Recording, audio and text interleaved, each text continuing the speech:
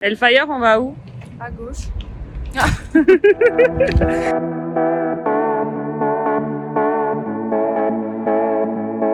On va c'est... à la rôtisserie ardennaise pour discuter avec François-Xavier Ferrol, qui est le chef, le nouveau chef de la rôtisserie depuis qu'elle a été reprise par le groupe Comé à la maison. Et il va nous dévoiler tous ses petits secrets de chef.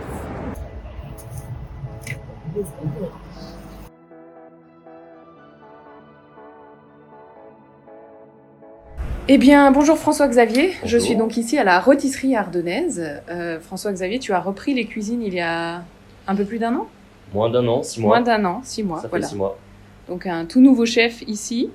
Tu étais déjà à Luxembourg ou t'es arrivé Non, je pour la viens rôtisserie? de Paris. Donc je suis arrivé juste pour la rôtisserie. Super. Voilà.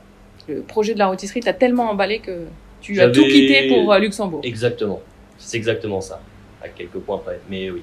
Tu as choisi pour le menu de la Noon Box, qui réunit 5 chefs dans une box et plein de surprises et plein d'événements, de nous faire un pâté en croûte. Est-ce que tu peux m'en dire plus et pourquoi cette recette? Elle te représente?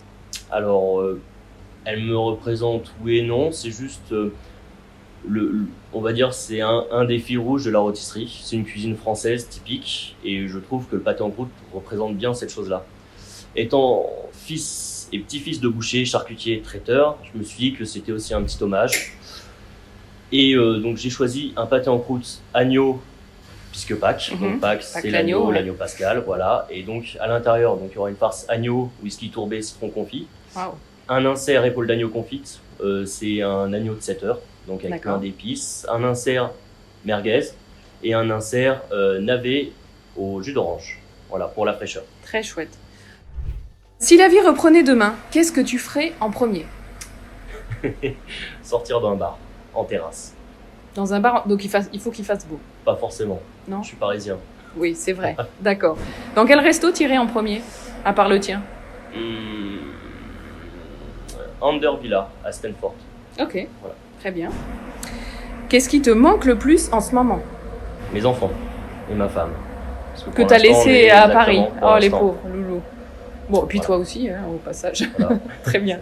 Ils ont prévu de venir à Luxembourg si Oui, à la l'aventure fin de l'année scolaire. D'accord, ok, super. Tu voulais faire quoi quand t'étais petit? Cuisinier, T'as toujours su. toujours.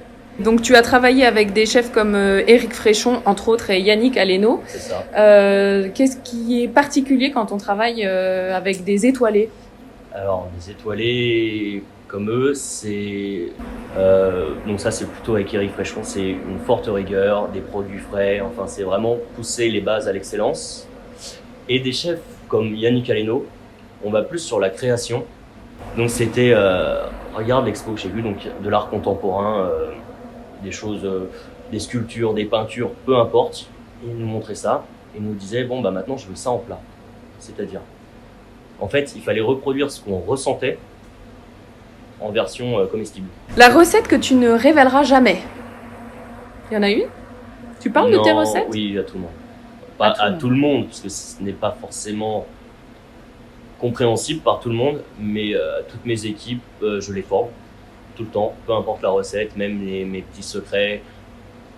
Enfin, on n'est pas là pour cacher les choses. Mhm. Je trouve que c'est ridicule. Le poulet rôti élevé en plein air. C'est la marque de fabrique de la rôtisserie? C'est ça.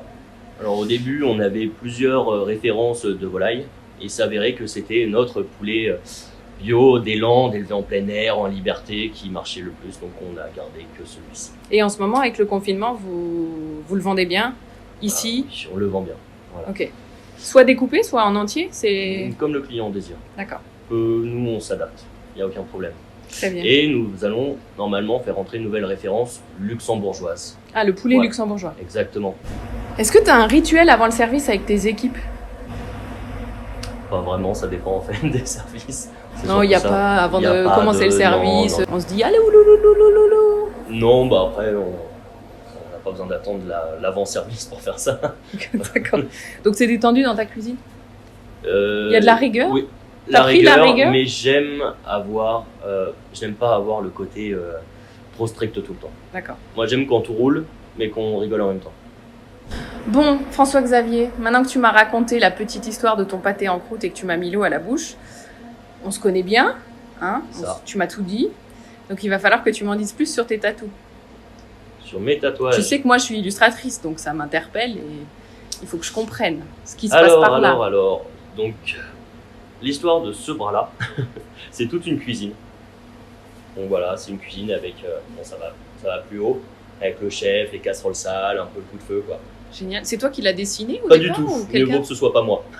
Et l'autre côté, je vois un Alors, petit l'autre alien, côté, un petit chien. bon, ça c'est un peu mes deux petites passions, on va dire, mes deux autres passions. C'est une invasion de dermographes aliens. Alors le dermographe, c'est la machine qu'on se sert pour se faire tatouer. Ok. Et les aliens, parce que j'ai toujours aimé la science-fiction, tout simplement. Super, et ben écoute, merci beaucoup pour Merci. ta franchise et toutes tes réponses.